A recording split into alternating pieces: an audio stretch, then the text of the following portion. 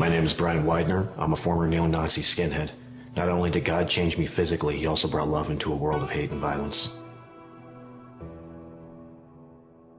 When my relative introduced me to being a skinhead, I was 14. We were called soldiers of the New Reich. I was beaten up a lot just because I was a skinhead, and it was a predominantly Mexican area of town. So violence was a very, very common thing, and you either get hard or you die. And that's the rule. That's it. Bryon Widner came from a broken home. Raised by an alcoholic grandmother, he learned from an early age that he had to take care of himself. So I learned how to hate. I started getting tattooed at about 14, 15. The tattoo thing was just to signify the whole tough guy look. Oh, I got swastikas and stuff when I was like 16, 17. I got them more for shock value because I really didn't understand the politics behind them. I just knew that they got me in fist fights quite often, so that was why I put them on my body. And after that, that's when I decided, well, I should probably know what they're about, and that's when I started hitting libraries and studying on them and this and that. That's when I started getting into the politics of everything. Before it was just to piss people off, honestly. Eventually, I decided Albuquerque wasn't the place for me and started traveling around the country. I met my first Hammerskin out in Indiana. They're known for being the most notorious, the most violent, the biggest, the baddest, the elite, basically. And when I met these guys, that's what I wanted to be. You know, they were organized, they were tough. You know, it was just like everything any skinhead, you know, just would want to be. When I got into the Hammerskins, a lot of the guys have facial tattoos and their hands done. And, I mean, I had my hands done, but I ended up getting my neck done, and just for the shock value of it, when it started creeping up onto my face and getting that done, we were pretty out of control. When the gang disintegrated, Bryon and former members created a new gang called the Vinlander Social Club. We started spreading like a disease. I was in charge of going to different towns in Indiana and setting up chapters, and I was an enforcer. As a skinhead in my early years, my thinking was very much the white race was the master race. After my first decade, I didn't really see it that way anymore. Because I just knew so many white people that were just such scumbags that I couldn't say, okay, every white person is so much superior than every black person. When, you know, I'm saying complete opposite. Kind of realized the only thing I had achieved in my life was a bunch of scars, a legal record, and halfway cirrhosis of the liver. That's it. I have achieved nothing else in life, nothing positive. I was actually literally trying to drink myself to death. I was just looking for a way out. I was done. I had given up on life. I'd given up on everything. I was just done. I was sick of the violence, but I didn't know any other way to be. If I would have talked to anybody about those feelings, they would have called me a traitor.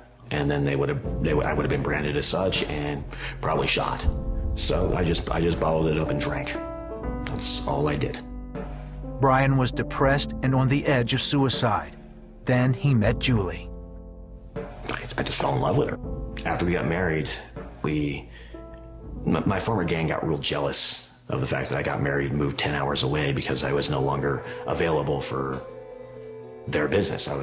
I started to working full-time constantly to put food on the table. Right when my son was born, the president actually gave me an ultimatum to choose between them, or the gang, or my family. So I chose my family, and he said, okay, that's fine. Let's give you a proper retirement, just mail in your patch, which I did. But it wasn't that simple. Death threats started immediately, and they never stopped. People would, call up 3 o'clock in the morning and talk about how they're going to kill me and kill the kids. And for years, Julie and I lived literally on red alert. We'd take turns staying up all night with ball bats and stuff, and just wondering when they were going to kick in the door. It wasn't a matter of if, it was just a matter of when. I knew these guys. I knew what they were capable of. And I'm a pretty tough guy. I can handle myself pretty well, but against 7, 8 guys, there's nothing I can do. But for some reason, Julie picked up a Bible one day. It was this old German Bible that she had for years, a little antique one. Just started thumbing through it and reading it a little bit, and showed me a couple prayers, and just a couple, like a serenity prayer. I started saying that just to calm myself in the mornings, because we're just being curious more than anything. And we went down to Tennessee for Christmas one year, and my father-in-law, just to go visit him for Christmas, and my father-in-law took us to his church. It's a Southern Baptist church out there, and something happened. But the thing was, Julie felt the same thing. And I think it was almost at the same time. I mean, I don't know for sure, but, you know, she looked at me, she's like, did you feel that? I was like, yeah, we got to do something. So as we started praying at that point, and praying and reading the Bible, and we actually made a promise to God. It's like, if you help us get out of this alive, we'll give our lives to you. And within a couple of months, we were able to move to Tennessee. And we did, and first thing we did was we gave our lives to God, because there was no way I could have done it by myself. Once I was able to accept Jesus in my life, I was able to actually smile again. I was able to enjoy a day. I was able to be polite and be happy. I was able to enjoy my children. I was able to just enjoy things, and he did that. When he filled me, it patched the hole that was always leaking. And I mean, it's been amazing. It's been absolutely amazing. Well, when I changed inside, my sole concern was my family, and it was no longer about my race or about violence. I had to look every day in the mirror and see this thing that I actually made myself. I got to realize just what kind of a monster I was actually projecting to the outside world.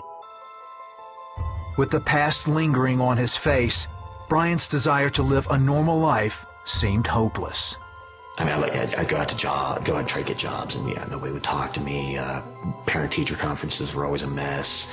I mean, it was an absolute nightmare. And I started looking into laser removal, which was entirely just way too expensive. There was no way I'd ever be able to afford it. So I started looking at means of actually using dermal acid and burning them off my skin. And I was just gonna go ahead and suck up the burns. In a desperate move, Julie contacted the Southern Poverty Law Center.